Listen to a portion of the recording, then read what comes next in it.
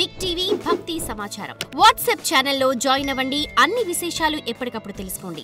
గురుగారు, అష్టసిద్ధులు అని అంటుంటారు కదండి, మరి ఈ అష్టసిద్ధులు సామాన్యమైన ప్రజలకు లభించటం సాధ్యమేనా? అష్టసిద్ధులు సామాన్యమైనటువంటి ప్రజలకు లభించడం సాధ్యమే తల్లి. ఎందుకనంటే మనిషి యొక్క జీవన మనుగడకు అతీతంగా ఉండేటువంటివి సిద్ధులు అంటారు. ఈ సిద్ధుల్లో నిత్యము మనం భగవన్నామస్మరణ చేస్తుంటాం, అనేక విధాలుగా గురువుల్ని సంప్రదిస్తూ ఉంటాం, అనేక విధాలుగా మనం మంత్రాన్ని జపం చేస్తూ ఉంటాం. అంటే నిత్యము ఒక దేహము తన అనుకూలమైనటువంటి స్థితిగతులను పొందటాన్ని సిద్ధత్వం అని అంటారు. అంటే ఆలోచనలు వేరు, దేహం వేరు. అందుకని మీరు గమనించండి, నేను అందంగా ఉండాలి అని అనుకుంటే అందంగా ఉంటారు, నేను బాగోలేదు అనుకుంటే బాగా ఉండరు. పొట్టిగా ఉండేవాళ్ళు ఉంటారు, పొడుగ్గా ఉండేవాళ్ళు ఉంటారు. అంటే రకరకాల స్థితిగతుల్లో ఉన్నటువంటి దేహాలు కూడా కొన్ని మంత్రోచ్చారణ ద్వారా, కొంచెం దైవ సంకల్పం ద్వారా, కొంచెం ఆలోచన శక్తి ద్వారా, కొంచెం ఆత్మ ప్రయాణం ద్వారా, కొంచెం జ్ఞానశక్తి ద్వారా వారు అనుకున్నట్టుగా సిద్ధులు పొందేటువంటి అవకాశాలు ఉన్నాయి. అందుకని అష్టసిద్ధులు అని అంటారు. 8 రకాల సిద్ధులు చాలా ప్రాచుర్యం సంతరించుకుంటుంటాయి. జాలి, దయ, కరుణ, కృప, కటాక్షం, ఎలాగైతే మనం భాషలో మాట్లాడుకుంటామో అణిమ, మహిమ అని మీరు వినే ఉంటారు. ఒక వ్యక్తి తన యొక్క విధానంలో చిన్నగాను ఉండగలుగుతాడు, పెద్దగాను ఉండగలుగుతాడు. పెద్ద తరంలో పెద్దగాను కనిపించగలుగుతాడు, సందర్భాన్ని బట్టి చిన్నగాను ఉండగలుగుతారు. అయితే ఇది మనకు హనుమంతుడి విషయంలో ఉందంటారా? ఉంది తల్లి. ఇప్పుడు ఆ సముద్రం లంఘించేటప్పుడు పెద్దగా అయిపోయాడు, చిన్నగా అయిపోయాడు. మీరు వినే ఉంటారు. అణిమ రూపంలోకి వచ్చినప్పుడేమో సూక్ష్మ ప్రయాణంలో అంటే చిన్నగా తయారవుతాము, మహిమ రూపంలో పెద్దగా తయారవటము. ఈ 2 విధానాల్లో కూడా భగవత్ స్వరూపంలో మనం చూసాం. అందుకని ఎప్పటికీ కూడా అష్టసిద్ధులు అని అనగానే మొట్టమొదట మనకు గుర్తొచ్చేటువంటి స్వరూపం ఎవరు అని అంటే హనుమంతుడే.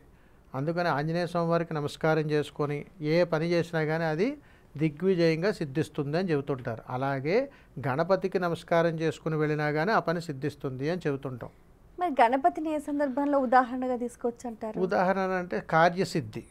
అంటే మనకు ధైర్యం సరిపోలేనప్పుడు, ఒక పనిని మనం దిగ్విజయంగా పూర్తి చేయాలని అనుకున్నప్పుడు మన శరీరం మనకు సహకారం చెయ్యదు. అందుకని బలం తగ్గిపోయినప్పుడు, అంటే ఆలోచనలు తగ్గినప్పుడు, సంకల్పం తగ్గినప్పుడు దాన్ని ఉన్నతమైనటువంటి స్థాయిని పెంచుకోవటానికి గణపతి యొక్క అనుగ్రహాన్ని పొందుతాం తల్లి. ఇది మహిమ సిద్ధి అని అంటారు. అందుకని చాలా మహిమ గలవాడు గణపతి, కంటికి కనపడకుండా చాలా చేస్తుంటాడు.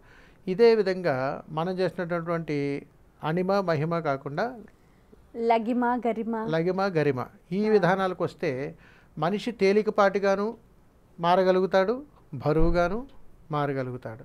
అంటే చేసేటువంటి పనిలో ఉన్నటువంటి సారాంశం ఏదైనా కానీ, మంత్రం యొక్క గొప్పతనంగా కానీ, సాధన యొక్క ప్రోద్బలం దాని యొక్క గొప్పతనాన్ని కానీ సిద్ధి పొందినప్పుడు ఒక మనిషి తేలికపాటిగా ప్రయాణం చేయగలుగుతాడు. అదే వ్యక్తి బరువులతో, బాధ్యతతో కూడుకున్నటువంటి వ్యక్తిగా కూడా మారగలుగుతాడు.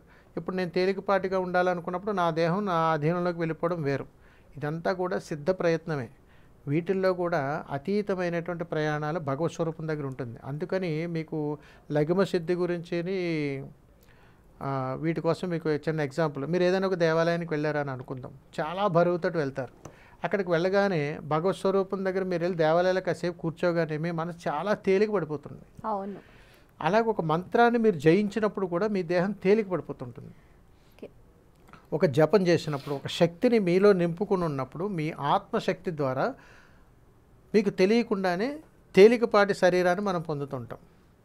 అలాగే బరువు గలటువంటి, అంటే చాలా ఇంటెన్షన్లోను, మానసిక బాధలతోటి, ఇబ్బందులతోటి మనం ప్రయాణం చేసినప్పుడు దేహం చాలా బరువెక్కుతుందని అంటారు.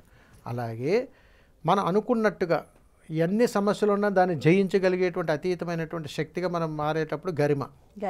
అలాగా అతీతమైనటువంటి శక్తికి ఉన్నటువంటి సిద్ధులు అంటే ఒక భాష, ఒక మాట, ఒక మంత్రమే వీటికి అనుసంధానంగా ఉంటుంది. అందుకని ఇప్పటికీ చెబుతుంటాం, చాలా సిద్ధహస్తులండి మీరు అని అంటుంటాం. ఎందులో సిద్ధహస్తులు అంటే అన్నిట్లోనూ మీరు సిద్ధహస్తులండి. అంటే ఏ సమయానికి ఎక్కడ ఎలా ఉండాలి, ఏ సమయానికి ఏ ధర్మాన్ని ఎలా పాటించాలో తెలియచేసి చెప్పేదే సిద్ధమంత్రం.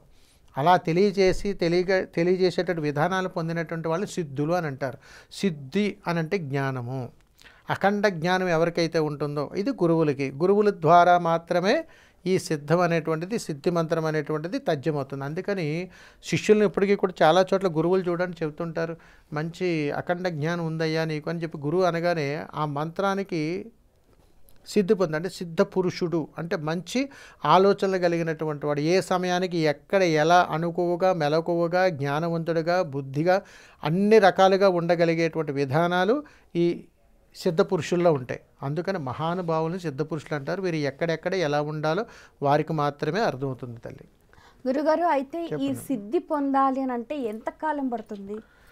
అష్టసిద్ధులు పొందటానికి తల్లి భగవన్నామస్మరణ చేస్తూ వారికి ఉన్నటువంటి ఖానీసపు ఏదైతే నామస్మరణ చేస్తున్నారో, ఏ మంత్రోచ్చారణ అయితే చేస్తున్నారో దాని యొక్క ధర్మ ప్రయాణం చేయటానికి సుమారు 2.5 సంవత్సరాలు పడుతుంది. 2.5 సంవత్సరాలు నిరాకంఠంగా ఒక జ్ఞానాన్ని ప్రసాదంగా స్వీకరించగలిగి గురువుతో ప్రయాణం చేసినప్పుడు గురువు ఇచ్చేటువంటి ఒక్కొక్క సిద్ధి ద్వారా ఇంకొక సిద్ధి వస్తుంటుంది.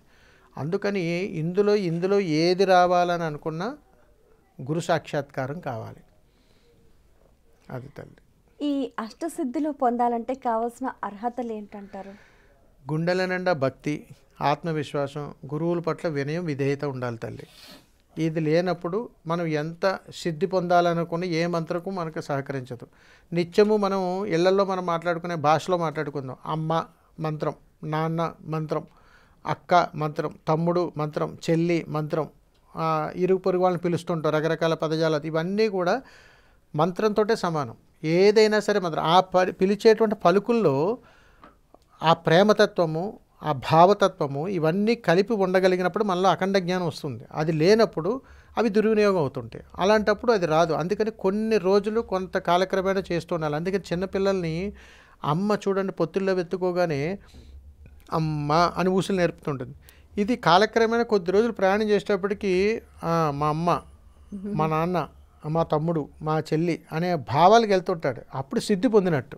అలాగే ఒక మంత్రం మీద అధిష్టానం అనుష్ఠానం పొందగలిగితేనే ఆ యొక్క సిద్ధమహిమ అనేటువంటిది ప్రతి వ్యక్తికి వస్తుంది.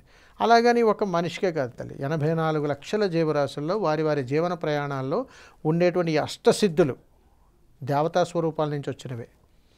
అందుకని అఖండ జ్ఞాన సంపన్నుడైనటువంటి అఖండ జ్ఞాన బుద్ధులు కానీ మనకి కలగటం కోసం భగవంతుడి స్వరూపాల్లో మొట్టమొదటిగా మనం నమస్కారం చేసేది గణనాథుడికి, హనుమంత్ స్వామివారికి అంటే ఆంజనేయ స్వామివారికి, ఇద్దరికీ కూడా నమస్కారం చేసినప్పుడు అష్టసిద్ధులు ప్రాప్తిరస్తు అని చెప్పేసి ఒక ఆశీర్వాదాన్ని వాళ్ళిద్దరి దగ్గర నుంచి మనం పొందుతాము. కాబట్టి ఈ అష్టసిద్ధుల్లో మనకి వారి నుంచి వచ్చేటువంటి అనుగ్రహం వల్ల సకల విజయాలు మనకు కలుగుతాయి అనేటువంటిది ప్రతీక. అయితే గురుగారు, ఈ అష్టసిద్ధులు పొందాలి అని అంటే సామాన్యమైన ప్రజలు నిత్య జీవితంలో ఏ కాలంలో ఏ సమయంలో ఎలాంటి సాధన చేయాలి? అష్టసిద్ధులకి అఖండ జ్ఞానానికి బ్రహ్మ ముహూర్తం అద్భుతమైనటువంటి ప్రయాణం తల్లి. ఒక గురువు నుంచి మంత్రం తీసుకున్నా, మనం ఏదన్నా సాధన చేయాలన్నా, భగవంతుని ఆరాధన చేయాలన్నా సూర్యోదయానికంటే 40 నిమిషాల ముందుగానే ఈ యొక్క సాధన అనేటువంటిది ఎవరైతే చేస్తారో వారికి ఖచ్చితంగా ఏ మంత్రం చేసినా కానీ సిద్ధం వైపు ప్రయాణం నడుస్తున్నట్టే. కాబట్టి అష్టసిద్ధులు కలగాలన్నా, అఖండ జ్ఞానం కలగాలన్నా సూర్యోదయానికంటే ముందుగానే ఏ మంత్రాన్ని అయినా సరే పఠించడం అనేటువంటిది సర్వోత్తమము. For more videos like this, subscribe Big TV channel.